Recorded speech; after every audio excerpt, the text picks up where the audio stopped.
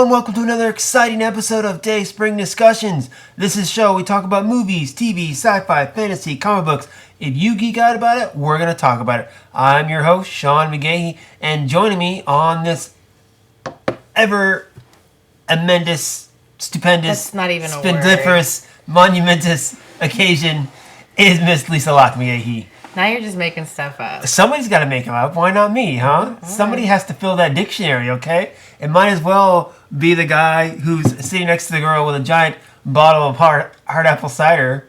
I mean... Quotha, yes. And me with my rum and coke. So I think we're about ready to get this party started. What do you say? Let's go. All right, guys. So we did not have a show last week. Do apologize. Meant to get one out. Really busy. Stuff happens. Life happens. Get over it. But... I do have a few of those extra stories splashed into this week's stories, so it might be a long one, especially given the fact there was a big movie that came out this weekend. You might have heard it by the name of Logan. Now, Josh is a big Wolverine fan. I tried to do a review with him. Of course, he can't do it because he's too busy with school and work and blah, blah, blah, blah, blah. So, Lisa and I are going to try to take a crack at this. We'll give our thoughts on the film, and then of course you guys fire back on social media, the Facebook group, Twitter, etc., and let us know what you thought about this and everything else we run through. So, starting off with Marvel news. Logan came out on Friday, technically Thursday night. It is the 9th and supposedly final appearance as Hugh Jackman as the character Logan / Wolverine. He's been playing this character for 17 years. This one takes place in the future where mutants have kind of gone away, died out, and Logan is taking care of an alien... Been killed off, that too, yes. And he's taking care of an alien Professor X played by Patrick Stewart. A little mutant comes along by the name of Laura, and she's hunted down, and they kind of go on the run to try to keep her safe. Lisa and I checked it out on Friday night. Lisa, what are some of your thoughts about the film? Well, I mean, overall, I really liked it. I thought it was very well done. I mean, I think my first thought, walking out of the film was, if this movie wasn't about Wolverine and the X-Men, this would be an Oscar caliber film. It's kind of what I thought. You hurt it by being that subject matter. Well, I think that the Academy doesn't take superhero movies seriously. Mm-hmm. But I think for a superhero movie, this movie was very, very, well done. Uh-huh. The script was really good, the story was good, there was heart, there was emotion, there was a really good plot. I mean, it seemed like it all came together really well to me. The acting was great. I mean, it was very violent. Uh-huh. Okay, guys, also we're going spoilers, of course, so if you haven't seen the movie, pause us, come back to us later. That way we can just, do this unchained and just really dig in here. So yes, very violent. Very violent, very violent. But the language I didn't think was too bad. I don't think it was over the top. Nothing in it stood out as overtly, it wasn't language just for sake of language. Yeah, I thought all of the bad words in it were appropriate and fit. Yeah, it wasn't like a Kevin Smith film where they say the F word just for saying the F exactly. word. So I don't even think it was the language in this one that would put it to that R rating. It was the violence. I mean, it was 100% the violence. But I mean, even that, they probably didn't need to make it quite so gory. People are getting stabbed. But it was fine. I didn't think it was... I mean, there were several cringe moments for me where I was like, ugh! But it wasn't... Yeah. It was. But anyway, I mean, the film itself, I thought Patrick Stewart and Hugh Jackman did amazing jobs. Yeah. The little girl, I thought, did a really good job. Daphne especially considering that name. She didn't speak for the first half of the film. Yeah, she said very little throughout the entire film. Yeah, I mean, once she started talking, she talked a lot more. But yeah, the first half of the film... She didn't speak at all, but she still already gave such an emotional range, in the way that her looks, and I mean, I thought she did a very good job for considering it was hardly a speaking role. Yeah. I mean, I was very impressed with a lot of aspects of it. I did really like the story. I think overall it was very well done. Yeah, definitely. I love it. I mean, starting off, the way the film was going. When they first had Patrick Stewart in there, I was the way he was doing in that first scene, I was like, this is up there, as far as how well, he's acting in this scene. And, by the end of it, I mean, I think you're kind of right. There is that little stigma of still being a comic book / superhero film. And I don't think the Oscars or the Academy Awards have never nominated a film. Aside for like special effects or something. Yeah, exactly. They never for get actual taken best seriously. film. So, right? but I mean, this film's getting a lot of praise by critics and audiences. Mm-hmm. So, I mean, for good reason. It yeah. wasn't. I mean, I've seen some memes going on around about how I think you shared one where like this is how you make it dark and gritty. It doesn't have to do with like the color you wash the film with. Yes. Like, and I think that's totally true. I mean, this film was dark. Yeah. This film was deep. This film was it was intense. Yeah. It was emotionally charged. It was, but it was done right. It was about the relationships. It was about between like like say a father taking care of his ailing son, taking care of his ailing father, and then also a father and a daughter as well. Josh commented yesterday at work. He's like, "Hey man, did you cry at the end of the movie?" And I was like, I was tearing up a little bit. It was that moment when she said "Daddy," and I was like, "Yeah, that got me. That's what it got me." As a father, that's what got me. Yes. Yeah. So I mean, even the people in the movie who weren't in it very much, or who were just like the supporting roles, I still think like Caliban, Stephen Merchant. I didn't know Stephen Merchant. That was Stephen Merchant too. Dude, I said until that. I looked it up. Oh my gosh, that was totally Stephen Merchant. It was obviously. I didn't look it up. I didn't think about it because it's all his head. I said something on the way out too about Stephen Merchant. I mentioned him like 3 or 4 times. You never listened to me. Anyway. I was digesting the film. Anyway, I thought Stephen Merchant as Caliban did an amazing job. Even the bad guys, Pierce? the guy who played the guy with the weird hand, like the mechanical hand. Yeah, that was his name. The character name was Pierce, played by Boyd Holbrook. Yeah, I thought he did a very good job. The other kids were really well done. Yeah. There was some. Oh, and even the family. You know how I said I saw Eric LaSalle's name in the opening credits, and I was like, "Oh, Eric LaSalle hasn't been in anything in like forever." Yeah. Him and his family, they weren't in the movie very long, but like that, you really in the short period of time you were there, their family dynamic was very impactful. Like it was very believable. Like you felt for them. You felt like you could feel the family bond. You could like I just think it was a good movie. I think just touching on that family real quick, I thought that was a much better interaction with like Wolverine coming in contact with a family or a couple, and the effect that his lifestyle has on the family, whereas like that first Wolverine film where he meets the older couple or whatever, and because he meets with them they die. Totally horrible piece of shit movie too. But yeah, this was a much better interaction in this Wolverine film compared to the last film. And the kid, I was like, I know this kid. Where have I seen this kid before? He's on the Goldbergs. He plays one of Adam's friends. Nuh-uh. Yeah, he plays one of Adam's friends. Really? Yeah, he does. Yeah, the kid. Because I thought he looked familiar, but I didn't know where. He was actually in the latest episode, too. It's probably why I recognized him so soon. Was that the karate one? The I karate didn't watch one, it yet. No, I didn't I thought he looked familiar, but I would never have been able to he's been in several episodes of the Goldbergs as Adam's friend. But that was good. A great scene. So the only one I know is Kim, the one with the Asian Dave kid. Kim. Dave Kim. That's the only one I can like get a visual of with like the bowl cut hair. Okay. Sorry, we're totally getting sidetracked. All right. So overall, I wouldn't say I love the film, but I think if I watch it more, I think I'll get more into it. I'll pick up on more too. But overall, I mean, just the ending really got me too. Like she's at his grave and she turns it over from a cross to an X. And that just little thing there gave me kind of closure as far as Hugh Jackman as Wolverine. I don't know what it was, but something about that moment was like, okay, if this is how it ends for Hugh Jackman, that's okay. And Jackman, even on Twitter, he did a little message, thanking all of his fans for his support as Wolverine throughout these 17 years. And it seems like he's done. I think it's time. I mean, and the movie even shows what they can do with like CGI and stuff, like when they did the X-24 in the film, which is him, but like made to look much younger. Yeah. Like, I mean, obviously we know that if he is they could eat. There's many ways they could do it to keep him going, but I think, like you said, I think he's done. He's done. And that's you touched on the X-24 kind of moment there too, is where James Mangold, the director, also said he feels like the true villain of this film is time. And I thought that was great how they brought in the villain of where they brought in the younger version of Wolverine to fight. He had to fight the younger version of himself. So it again, it has to do with him getting older, getting slower. He's dying. They never really said what he's dying from, but I wondered we're that too. assuming I'm assuming it's adamantium poisoning. Because in the comic books, there are when his there's one storyline or a couple storylines where his healing factor is kind of degenerating or whatever. So then the adamantium is killing him.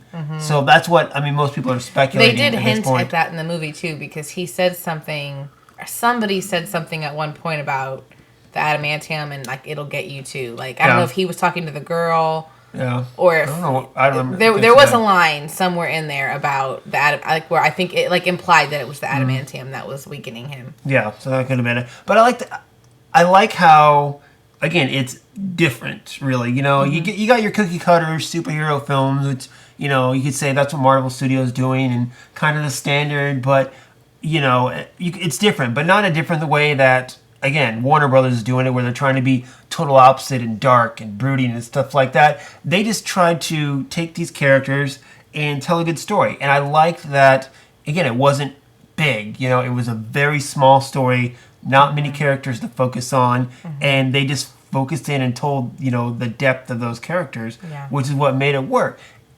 And because of that, too, giving them this and Legion, which is on FX, and I'm 2 episodes behind. But just, again, that's something different within the X-Men universe that's going on right now that's very different from what a mainstream comic book or superhero, title you would see. So I'm giving Fox quite a bit of credit now with the X-Men properties, and we'll see how it pans out. But see, what this reminds me of is what I've said like before a lot about animated films, like why Pixar is so good at what they do is kind of the same thing here, is that Pixar doesn't set out to make a good animated film.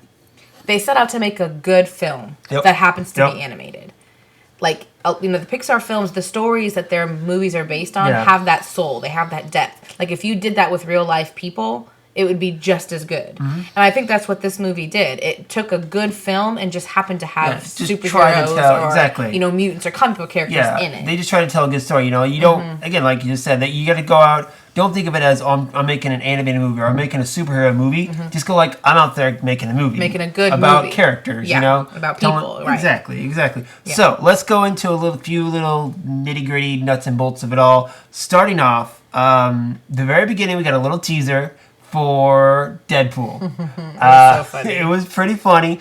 They said that they wanted to make up for the fact that there was no post-credit scene, which I totally get because, again, I talked about, Laura turning the X over, giving it kind of that closure with Hugh Jackman as Wolverine, and really I feel almost closure with this era of X-Men films, exactly, too.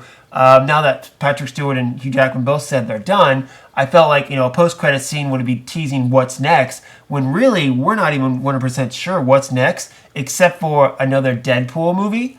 And at that point, we don't need a post-credit scene at the end of a film like Logan for that. Yeah, that would have been like in poor taste, like after the way that ended, to have like a funny, humorous Deadpool. So they did it at the beginning, and, of course it was funny, kind of poking fun. Again, a superhero genre, much like Deadpool does. My big takeaway from that was on the side of the phone booth that said Nathan Summers coming soon.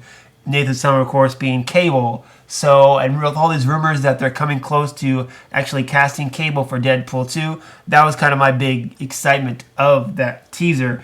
It was funny, definitely. It was cute. There was a lot of like little things in the background too, like the graffiti, the Firefly poster that was up on the thing. Was there? Oh yeah, that's right. It was, wasn't it? Yeah. Yeah, like there was just some really like little tiny like, nuggets around there. Yeah. But yeah, that was cute. I mean, I'm looking forward to getting into that film as well. So, continuing Logan. The R rating, of course, very bloody film. There was a lot of stabbing, a lot of blood. Do you think that's going to... Because the Alamo Drafthouse, we saw it a couple days beforehand, put out an actual thing online saying, hey, this is rated R. Do not bring your kids to this movie. I think kind of them and maybe other movie theaters learning their lessons from Deadpool, because parents were taking their kids to see this superhero movie about this guy in red tights. Not even, I don't know if they're oblivious to the fact that it was rated R, or they just, thought, oh, it's a superhero movie. It's all right. It's not, okay? Freaking, it's rated R, people, okay? Do your jobs as parents. Do your homework first before you take your kids to a movie, okay? But yeah, the R rating, I think it definitely earned that. But again, like you said, it wasn't going out of its way to, I don't want to say try to what's the word I'm looking for here? I'm not sure what you're trying it wasn't. to say. It didn't seem out of place. The things they did that caused the R rating. I mean, the violence was, a little over it had the top. It had a purpose. It was a little had over a the top. purpose, and when they were using foul language, it was the violence. I do think could have been toned down a little bit, and this could have been made appropriate for children in a way. But the bottom line is, there's no need to do that because the topic of this movie isn't appropriate for children. Mm-hmm. Like children It's are about not going to enjoy getting old and dying. Right, I mean, children are essentially. not gonna want to see this movie. They're not gonna enjoy it, even if they see on TV and be like, "Oh, that's Wolverine," and there's a little girl fighting. Like, sure, this movie, the kids would get in there, and aside from the violence and the bad word, this movie is not a topic that is gonna appeal to children. And they're gonna be completely lost by the concepts in this film. Yeah, and again, it's not going to be as entertaining because again, it's kind of outside the realm of the typical comic book spandex, action film stuff. So it isn't just here's a bad guy come to kill us, let's go. Like this movie has some really deep themes. Definitely. So I was trying to figure out too. Of course, the director has said, and people have asked where this film fits in the X-Men movie continuity. But of course, the coin phrase that John Campion at Collider News always says with the X-Men films, continuity, schmotnuity. And Mangold said that, it kind of takes place several years after the epilogue in Days of Future Past, but really it's its own thing, which I believe, because picking up on things that I saw and things that are said, starting off when Patrick Stewart was talking about when he first saw Wolverine, he was a cage fighter, referring to the first X-Men film, okay? Then there was the samurai sword, in their bunker or whatever, which of course references his time in Japan from the Wolverine film, the first film that James Mangold actually directed with Hugh Jackman as well. And then of course they talked about how the land they were on was actually owned by a company in Shanghai, which again I thought was referring to what's her name from the Wolverine film too. So, but those two things they referenced are technically no longer part of the continuity. Because you have X-Men X2 and X3, then you had the Wolverine X-Men origin story, okay? Then you had the Wolverine, okay? But in Days of Future Past, they got to that dystopian future to where all that stuff had taken place. Hugh Jackman went back in time, or Wolverine went back in time to fix it, to where essentially all that was erased. To where in the Marvel X-Men film continuity, right now, it should be what counts, X-Men First Class, all the stuff that happened in 1973 X-Men, Days of Future Past, the epilogue from Days of Future Past, X-Men Apocalypse, and this film. Okay, except you don't know that everything that happened in X 1, 2, and 3 didn't happen. We don't. That's true. That's true. We don't know that it didn't happen. Yeah. Things could have, when he went back in Days of Future Past, to the 70s and stopped... Yeah. The Sentinels, that doesn't mean that he doesn't know. I mean, that doesn't mean that those things didn't happen. That's true. Sure, some or a version of them didn't happen. We're assuming that Last Stand didn't happen because when he goes back to the future, Jean Grey and Cyclops are there. So obviously that one didn't happen. In the comics, they both die and come back to life anyway. So we don't really know that none of those things happened. We just don't know for sure that they did. Exactly, we don't. But the thing is, too, the timeline of this movie takes place basically at the same time as Days of Future Past started, but in the non-Sentinel. They say this movie takes place, at the beginning they say it's 2029. Yeah. Which is essentially about the same time that Days of Future Past started. Okay. Did we ever get an official date as far as when that was in the Days of Future Past? I don't remember the exact date, but it was somewhere in the 2020s. Okay. So this movie basically is, and you have to think about it, too, where Days of Future Past, when he went back in time, like at the end of Days of Future Past, when it started up again, they were basically at the same-ish time period as when the first X-Men started. If you look based on how everyone looked, Storm's age, you look at Jean and Scott and how everyone looks, I think they're assuming that movie ended back where X-Men started. But okay, so we're going a little off here, guys. But okay, so when he wakes up, that's supposed to be the same time frame that he fell asleep in to go back and change time, except for it's different. So it's still the future. It's just he changed that future. So when he wakes up, it's still the when he fell asleep. No, he doesn't wake back up at where he started. I don't think. I'm pretty sure. I thought it was supposed to be the same time. I don't think so. Because if you look at where everyone is in terms of their like age and stuff, I think it's supposed to be further back. I don't know, because he had the gray in his hair still, just like he did, at the beginning of the film. Of this one. Of Days of Future Past.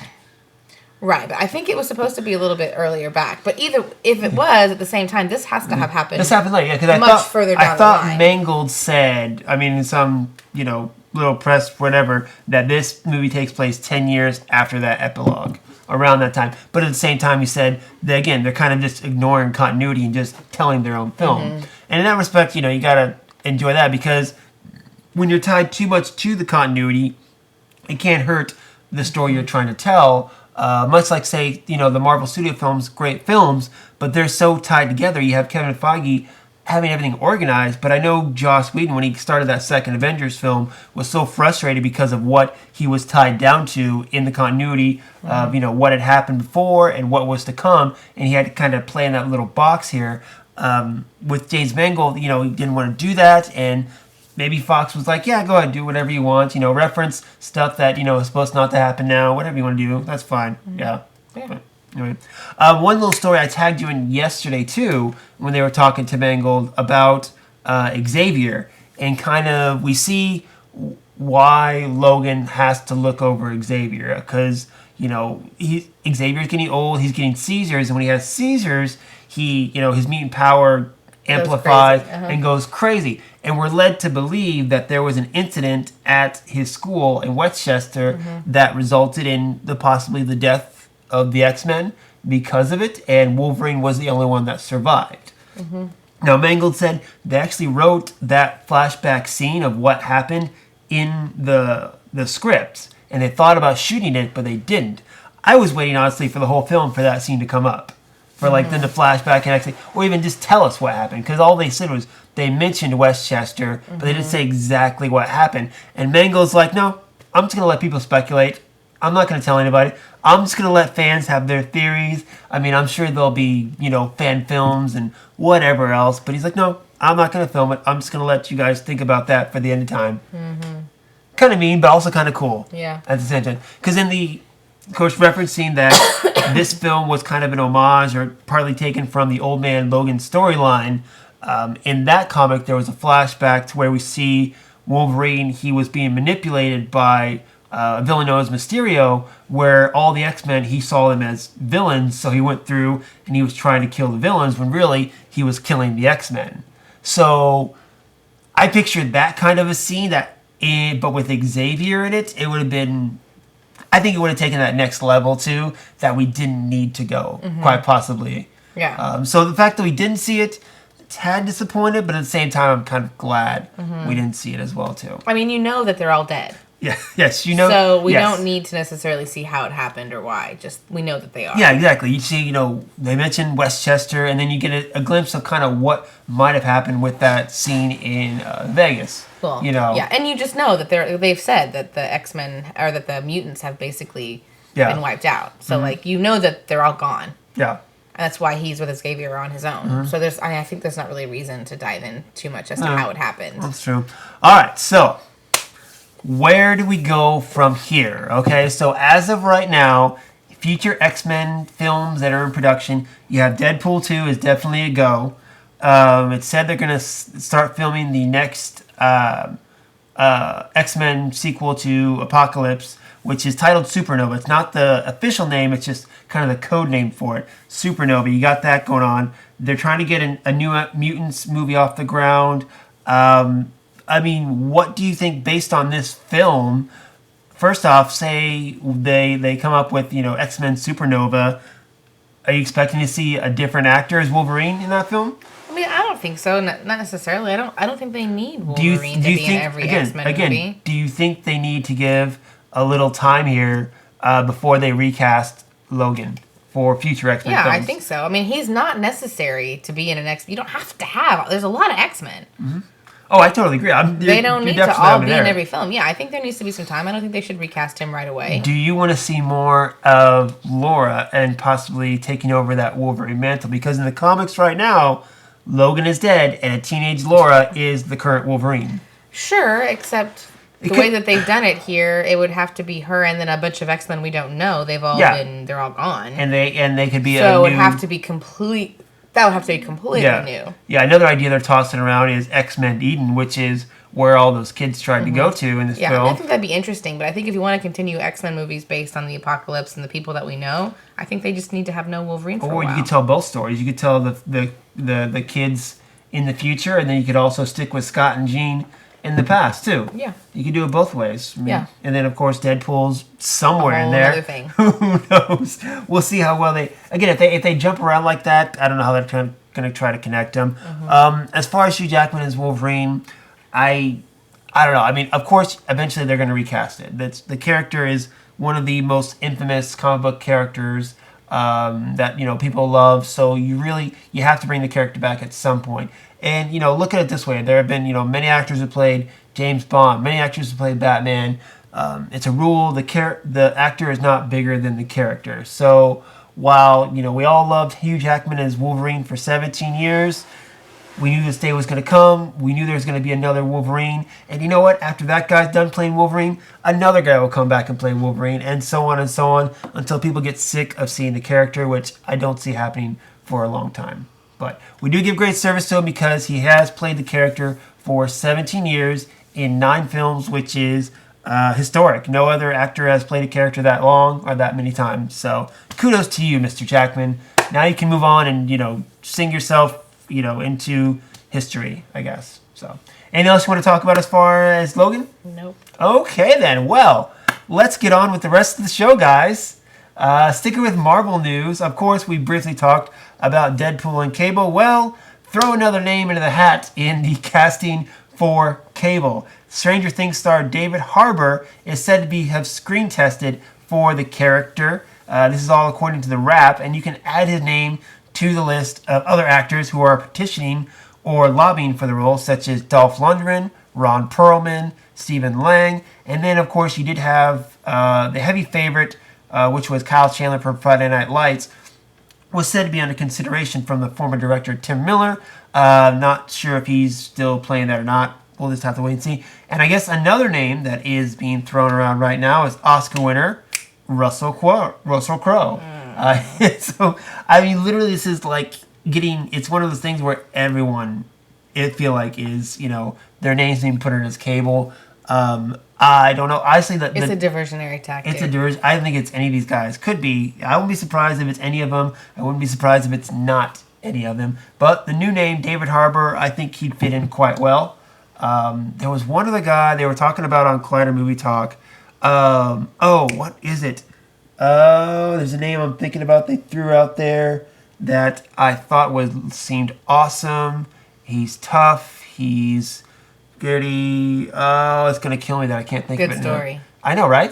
It was on the tip of my tongue, and now I can't think of it, and hopefully I'll think of it later. So, but anyway, any of these names sound good for you to play Cable? I don't know enough about Cable to have an opinion. I already said that. I mean, I think they all sound fine, but like I said, if it's none of them, that'd be fine too. Like, I'm excited to hear who it ends up being, just because I'm curious to see how the dynamic is going to work with Ryan Reynolds. Yeah, exactly. But I don't really care who it is until I'm ready to find out who it actually is going to be. I'm still trying to think of that damn name. They suggested somebody on Collider Movie Talk move on. that I thought was so great. I was like, yes, that would be awesome. And I can't remember who it was. Okay. Let's move on. All right, moving on, guys. Okay, so last piece of X-Men news, guys. As you know, they are developing an X-Men live-action TV series, and within the last 2 weeks or so, we have gotten a lot of casting news. This show is up and running, and looks like it's shaping up to be pretty good. So the premise of it is that it's not about the actual X-Men, but it's about these two parents who find out that their child is a mutant, and then they go on the run. They hook up with an underground network of mutants to help protect them, and I'm sure shenanigans ensue. So, as far as casting-wise, it says that Stephen Moyer from True Blood is said to play the dad, and Amy Ecker from Angel is said to play the mom. Who was that? Fred. Oh. Fred. Yeah, she's going to play the mom. And the girl who's going to be the mutant is Gotham alumni Natalie Lind. So, do you know who that is? Mm-mm. Well, going back to the Goldbergs, she played Adam's girlfriend in the first 2 seasons. Oh, the one who moved away. Yes, the one Dana, the one who moved away. Yes. See, it all comes back to the Goldbergs. Because it's such a great show. We were just talking about it at work today too. I think I got one more person who's going to start watching it. One more person going to start watching it. Yeah. How's Ian and Mimi doing? Are they going through it? Okay. All right, so we got that casting news. So, a couple other things, or a couple other people that are going to be in it as well. They said that Bunheads alumni Emma Dumont has been cast as Lorna Dane, who is actually the classic character known as Polaris. Now, she has magnetic powers that she got from her father, Magneto, surprise, surprise, and she sports some green hair. One of the more notable things about her is that she was in the kind of, I wouldn't say the best run, but the most notable run of X Factor, where she is a longtime love interest of Havoc, Cyclops' brother, although something tells me that's not going to be this case since how they killed Havoc already in the movies. Mm-hmm. But then again, this takes place outside of the movies, so we'll wait and see. Other notable casting, let's see here, they got Sean Teal to play Marco Diaz, aka Eclipse, who is described as a natural rebel compelled by circumstances to cooperate with others. Marcos is a passionate and strong-willed fighter who sometimes lets his emotions overrule reason. But the original casting that I got excited about was when they said that Jamie Chung from movies such as The Hangover Part 2 and Sucker Punch and Once Upon a Time, where she played Mulan, Jamie Chung is going to be playing the character known as Blink. Now, Blink was in X-Men Days of Future Past. She's the one that creates those little tiny portals, right? Portals, exactly. She was a very notable and prominent character in the infamous Age of Apocalypse storyline. So that I love that character in that. Since then, the character has gone on to be, what's the title? Exiles. She was in that as well. But just her stuff in Age of Apocalypse, the way they handled that character and they kind of showed what the character could do made me get excited about it. In the comics, you mean? Yes. So like I said, I honestly had no interest. I thought this was just going to be some silly little show. But now with the casting that we see, and also the characters, like bringing in characters like Polaris and Blink, I'm actually starting to get excited about this. What do you think about the cast? I think the cast sounds good. It's not going to have nearly as good a theme song, though, as the other X-Men show. Well, nothing can be better than... Okay, stop. Okay, that's enough. I think the casting sounds good. I loved What's-Her-Face as Mulan and Once Upon a Time. Yeah, I didn't really see those movies, but I thought she was great. You know, I just started following her Instagram now just to see if she'll put any, like, behind-the-scenes, pictures up for production and stuff like that. But yeah, I mean, I think the rest of the casting sounds good. I'm kind of intrigued.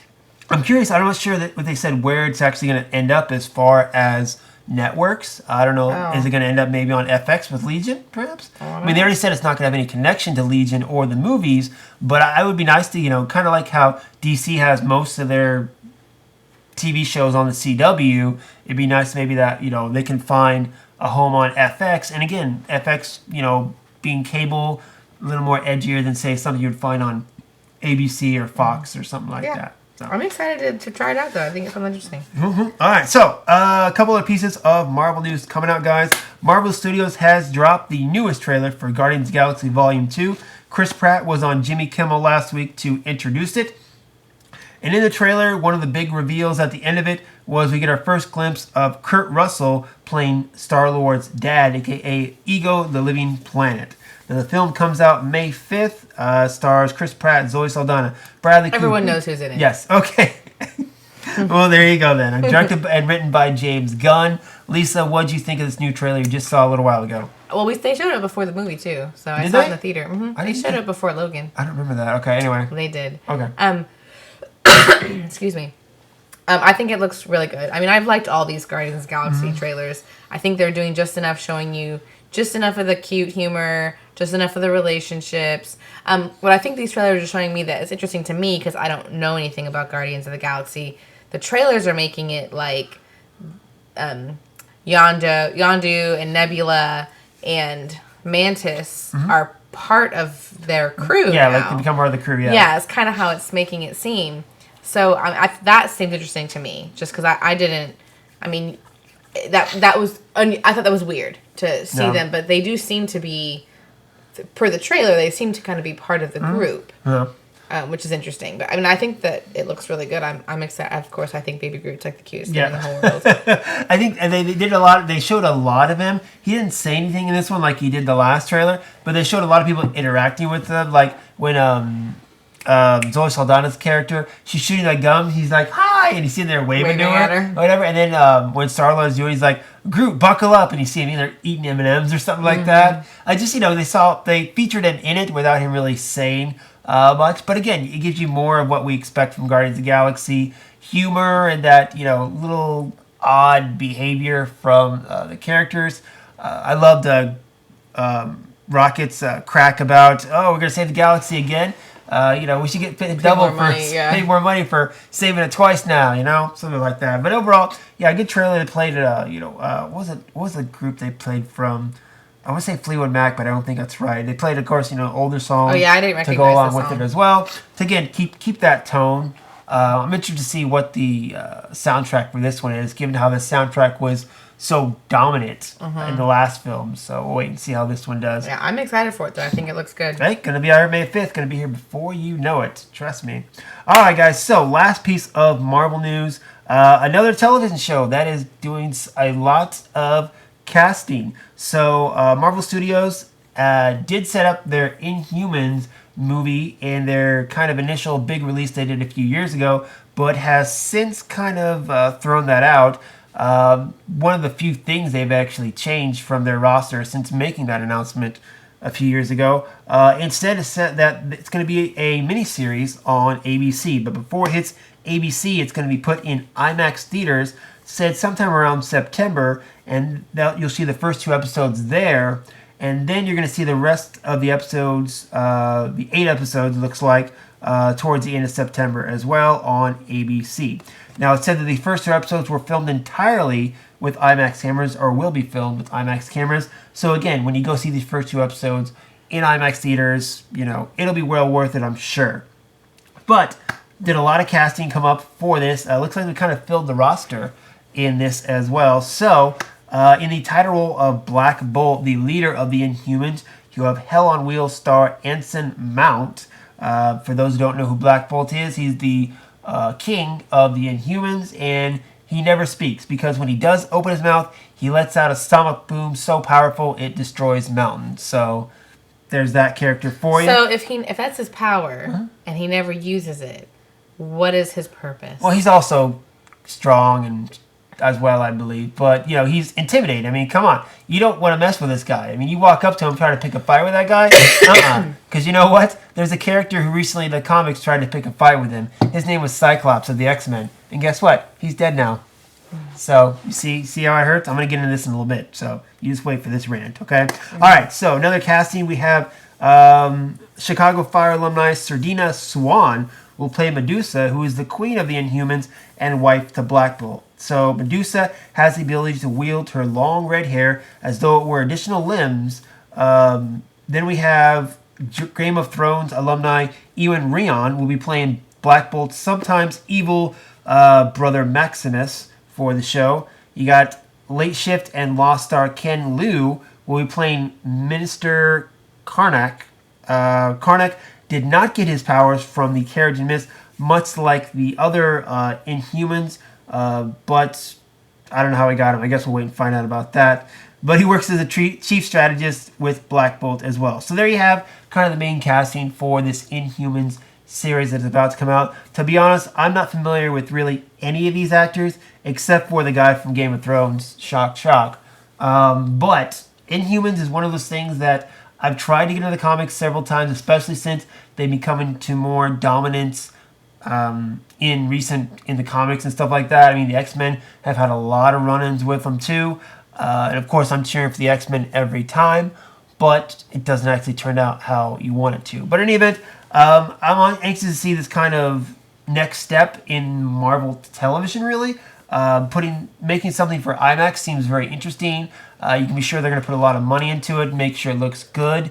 I'm just not thrilled also about taking a series again and putting it on ABC, given how Agents of S.H.I.E.L.D., any episode or anything I've ever seen of that is just, it pales in comparison to what the shows on Netflix are doing and how they feel so unrestrained compared to what's on ABC. To get something like this, kind of like about a royal family with powers that are, very hard-edged characters, I just don't see it going good with, ABC fluff, so to speak. But, yep. I don't really have anything to say I figured as much. I don't know anything about the Inhumans. I don't really recognize any of those actors. I do think it's kind of weird to put the first 2 episodes in IMAX and then do all the rest on TV.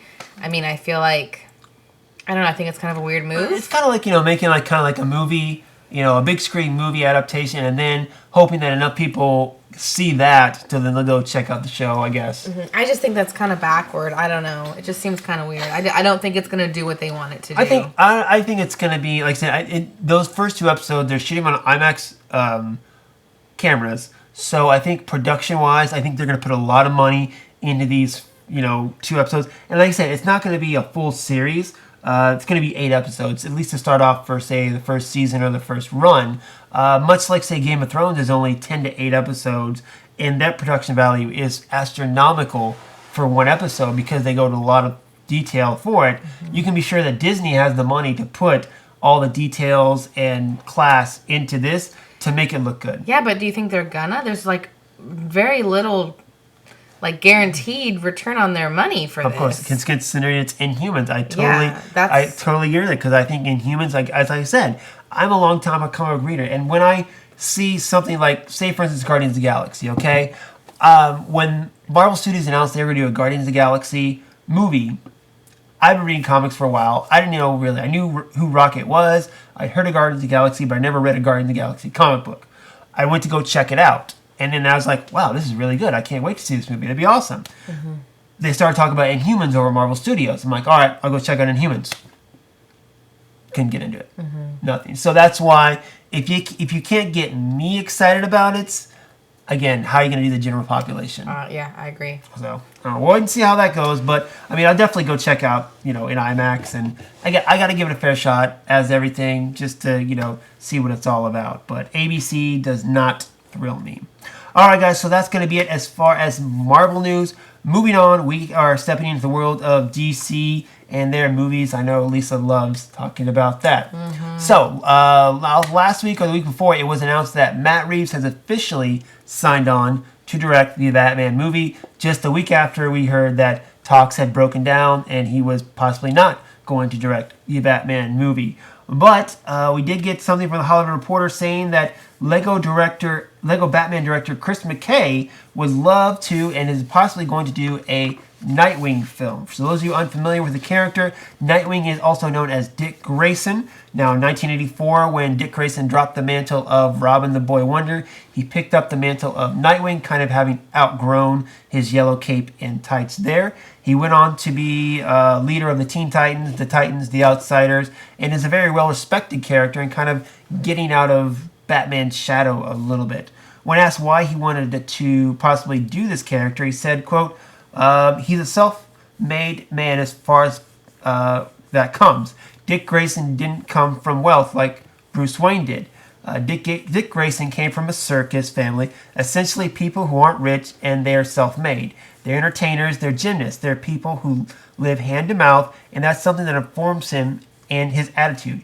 He's a fascinating guy to me because he had all the same things happen to him as Bruce, all the negative things, and then from a social standpoint, obviously he was adopted into Bruce Wayne's life, but he didn't start that way. He's this guy who has all these negatives and even more negatives, and yet he remains. Those are things why I love Dick Grayson and why I like the idea of a Nightwing movie.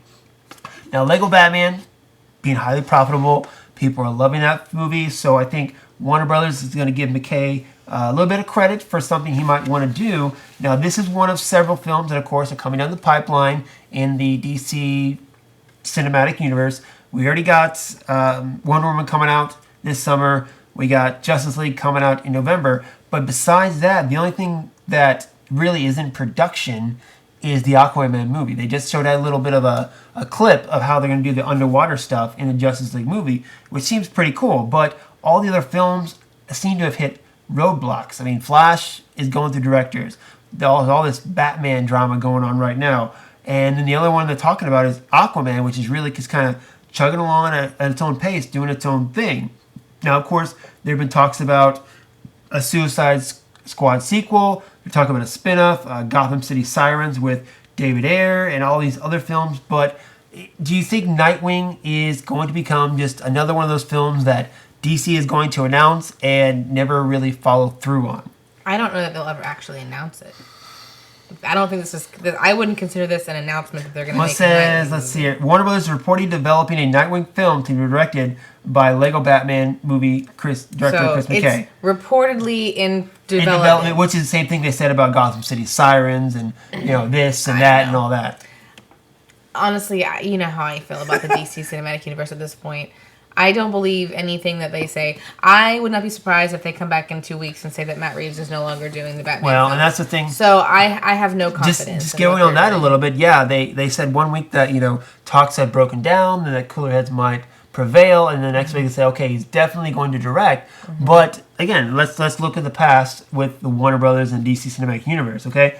We had 3 directors on The Flash, and each one, after a couple weeks, said, nope, I'm not going to do it anymore. Yeah, I'll believe what's coming from DC when I see it. I'll see when they say that, okay, that things are starting to film. Actually filming. Yeah, exactly. When it's actually become tangible, that's when I'll actually believe that things are happening. I mean, until then, a Nightwing movie sounds interesting. I mean, I've heard you talk about Nightwing a lot. Like, I know of the character. He's one of my more favorite characters just in the DC universe in general. I'm not a big Batman fan, but I've always loved Nightwing. That might have to do with stemming from my enjoyment as Robin as a kid, of course. But he's a guy who, he was in Batman's shadow. He studied under Batman all his years, but as he grew older, he realized he didn't like the way Batman did things, which is why he went on his own, trying to do his own thing, his own way. It's, kind of the, what I want to say, the coming-of-age story in that respect, which is kind of how you can portray it.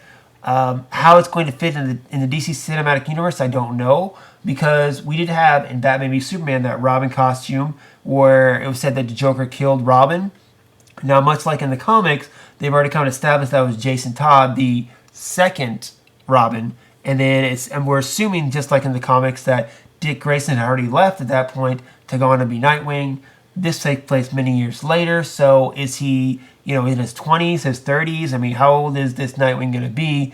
We'll just have to wait and see. But really, it also stems a problem for me too. Is let's look at it like this, okay? Look at the films that they're looking at production outside of Aquaman, Gotham City Sirens, Suicide Squad, Nightwing. They're all thinking within the Batman universe. And to me, that's been the main problem with Warner Brothers for all these years, is they don't realize how valuable all the other characters are if they're done right. The problem is they haven't done right. They saw Batman or Superman Returns as a failure. They saw Green Lantern as a failure. Batman v Superman, Man of Steel, whatever, because I've said this before and I'll say it again. They don't know how to do anything besides Batman. And that's their problem. And this right here, this lineup of what they're talking about doing, even, confirms to me that they have no confidence in any other DC properties except the Batman characters. Mm-hmm. So I think that's, yeah. Okay, cool. All right, guys. So, one more piece of DC news. Sticking with something in DC Universe that I think is going pretty well, which is the DC shows on the CW. So according to Deadline, Heart of Dixie star Cress Williams has been cast to star in their new upcoming DC show Black Lightning. Now, Williams also starred and played key parts in shows such as Friday Night Lights, Prison Break, Grey's Anatomy, and ER. He's also been in films like Never Been Kissed and Fallen. He's been around for a while, really. I remember seeing this actor, actually. I know who it was, so I actually looked at a picture of him. He was actually in season 4 of 90210 as a basketball character that Brandon had to tutor. But when he found out that Brandon was sleeping around with the professor's wife, he tried to blackmail Brandon, but Brandon said no.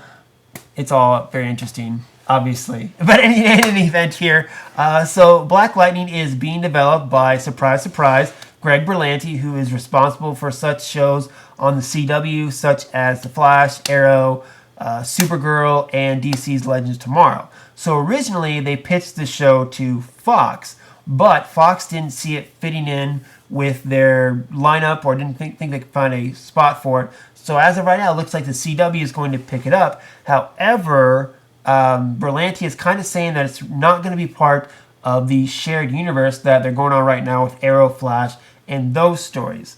Where's the quote? He said, "If we're lucky enough that it exists, I don't think those worlds will cross over."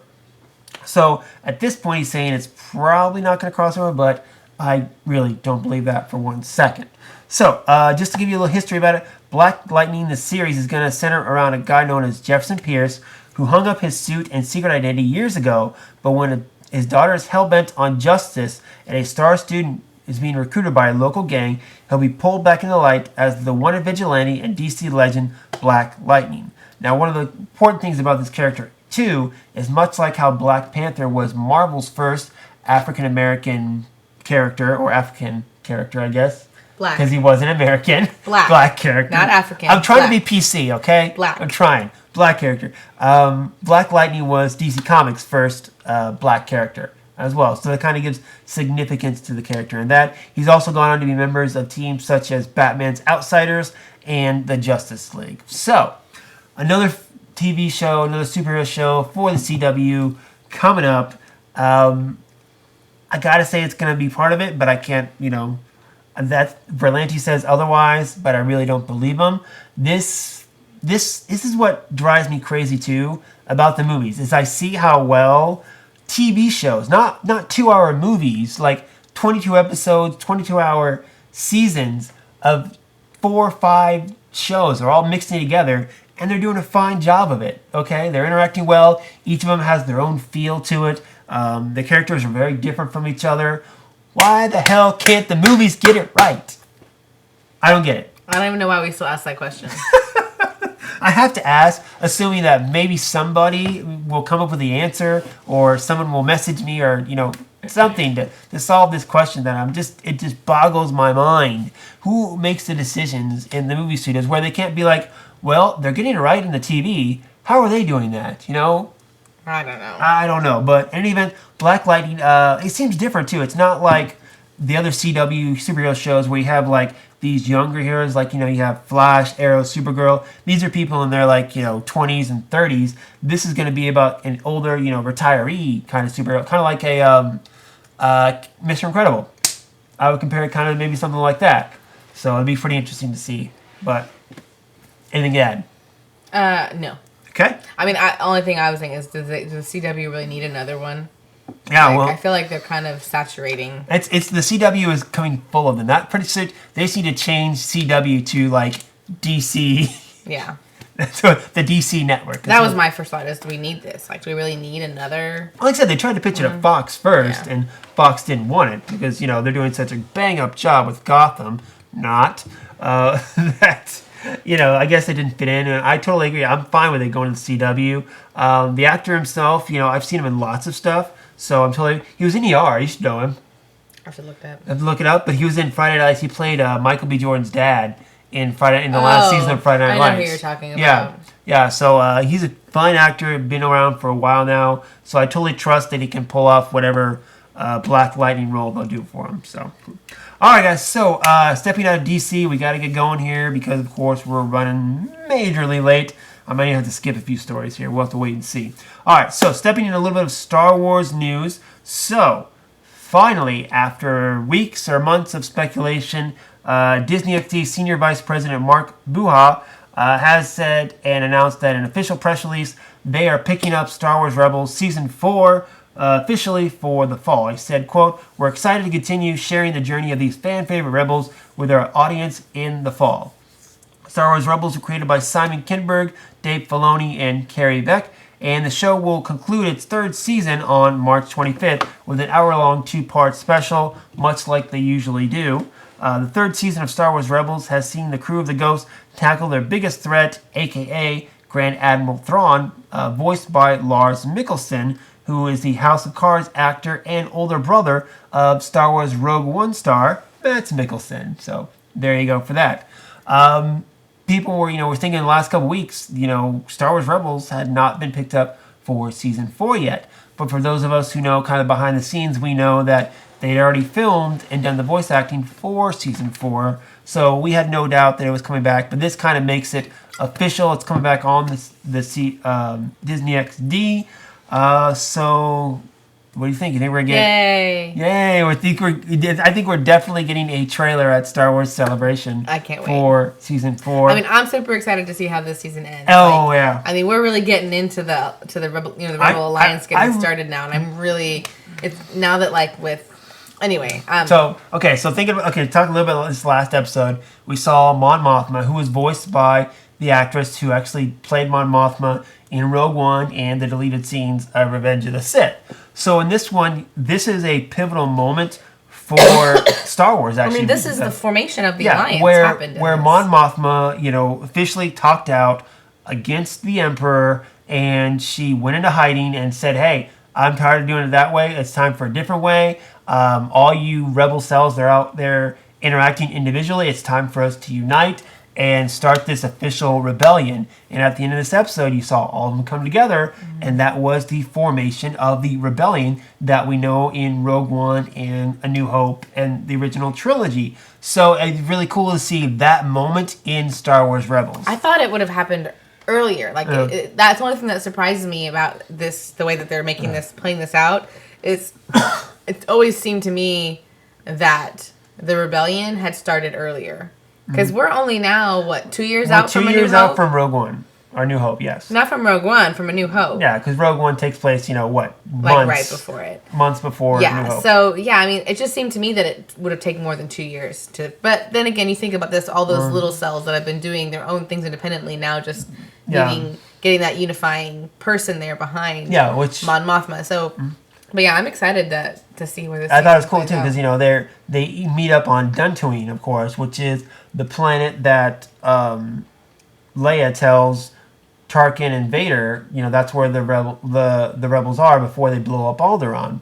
And when they, of course, later on in New Hope, they said that it was where they scouted. There had been a base. It had been a base, but they had abandoned it or whatever. So this is like them going to Dantooine before they take off and go to Yavin 4, which is where we find them on Rogue One. So, but yeah. So season 4, of course, being picked up. Exciting. Again, I'm excited to see how this season ends. I just want to skip this episode and go straight to the next episode where we get to see Obi-Wan and Darth Maul face off. That's going to be awesome. Totally awesome. Totally excited for that. And then, of course, after that, we get the hour-long season finale, which so far, season 1 and season 2 finales have been great. Especially the season 2 finale was phenomenal, which, by the way, I have to take this time to tell you a little story, Lisa. Your cousin Holly. I sent her season 1 and season 2. Of Clone Wars or Rebels? Rebels. And she's been having a little bit of trouble getting through season 1. I was like, just get to the end of season 1. You'll get excited. I promise you, season 1 is really what got me really into Rebels. I mean, I liked it. It was okay. But after the finale of season 1, I was so excited for it. So at, what time was it? At 11:30 last night, I get this text saying, Ahsoka! And then another text a couple minutes later, Vader! Yeah. And I told her, I'm like, I wonder where season 2 could be leading by showing us these two characters. And she's like, such a battle. I'm so ready. So, like I said, she got to the end of season 1, and now I think she's pretty much hooked.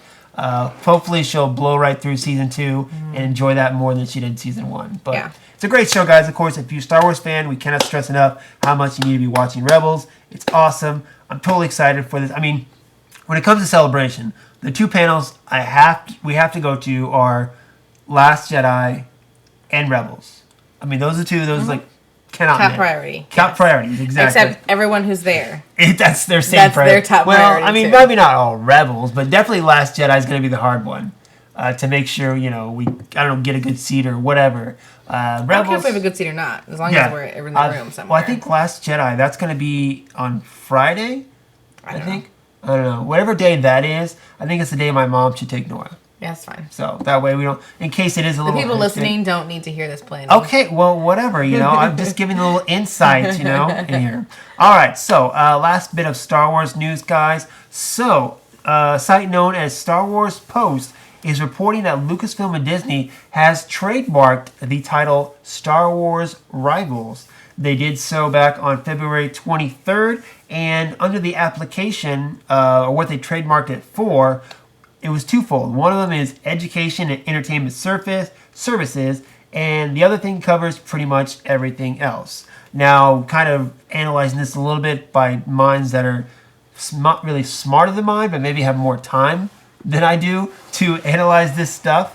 They said that they feel like Star Wars Rivals could be the code name for either the new TV series or a possible video game that's coming out, or both, given the fact that, Star Wars titles spin off from each other. You could have a video game that's based on a TV show that's also a book, and blah, blah, blah, blah. But anyway, Star Wars Rivals, this kind of signifies, again, something past what we know, kind of, again, more gearing up for Star Wars Celebration, which is a month away.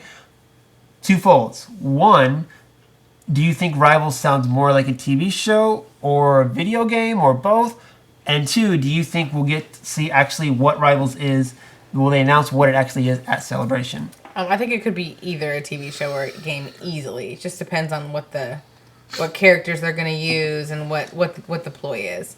So, I think it could be either way, for sure. Uh-huh. I don't know if we'll get information at Celebration. I think we're getting a lot of information. I'm really, again, I said, when they started announcing, they announced, 2 or 3 books within the last month, I really was surprised. I figured they'd hold all those cards for Celebration. Yeah, but there's already so much that and you have to remember, too, on top of new things being released, this is the 40th anniversary of Star Wars. Uh-huh. So, I think there's going to be a lot of, there's a whole trip down memory lane type thing. Yeah, I think the first day they're supposed to have some kind of celebration as well for the 40th anniversary and stuff like that too. So, well.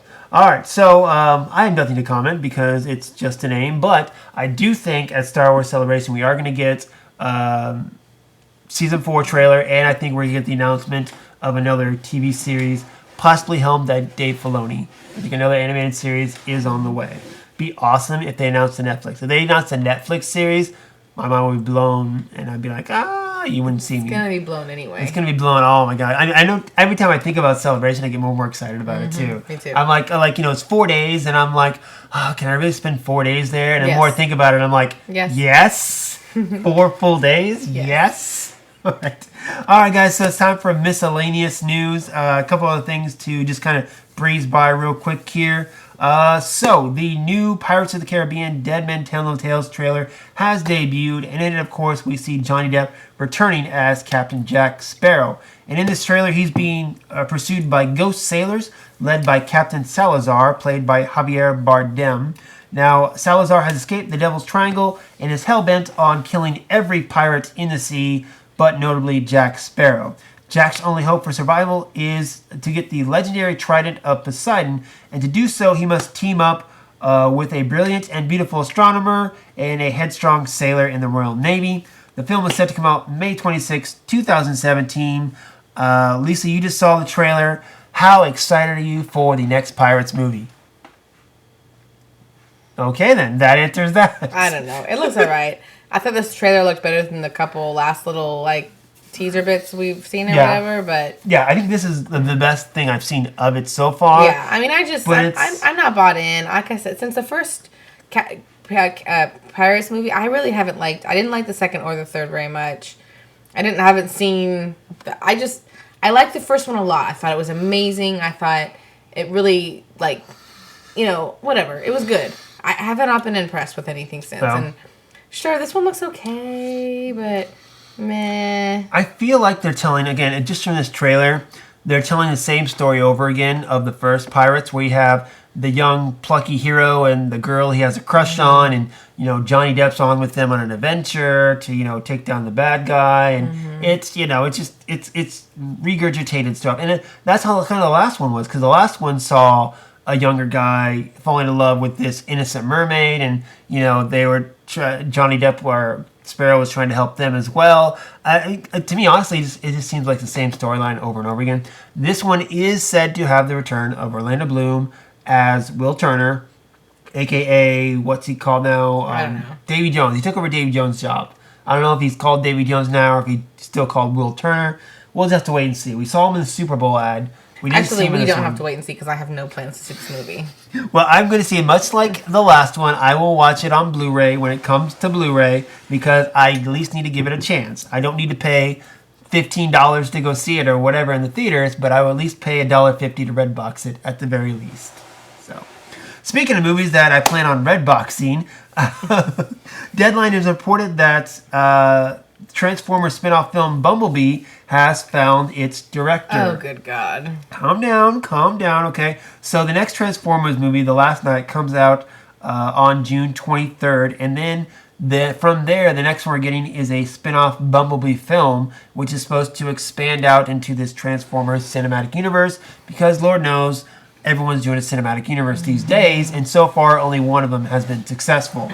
But anyway, it looks like the director of Kubo and the Two Strings, Travis Knight, has signed on to direct the film. Now, Knight also worked on films such as Paranorman and Coraline, but this is going to be his first actual live-action film.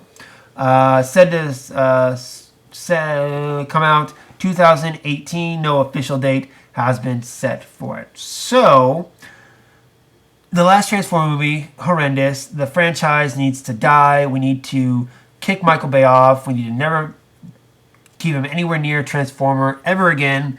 I hate it. And so does everybody else. So I don't understand why these films still make money and why they feel like it needs a spinoff. But I love Kubo and the Two Strings. And so now they have a great director on something that is not directed by Michael Bay.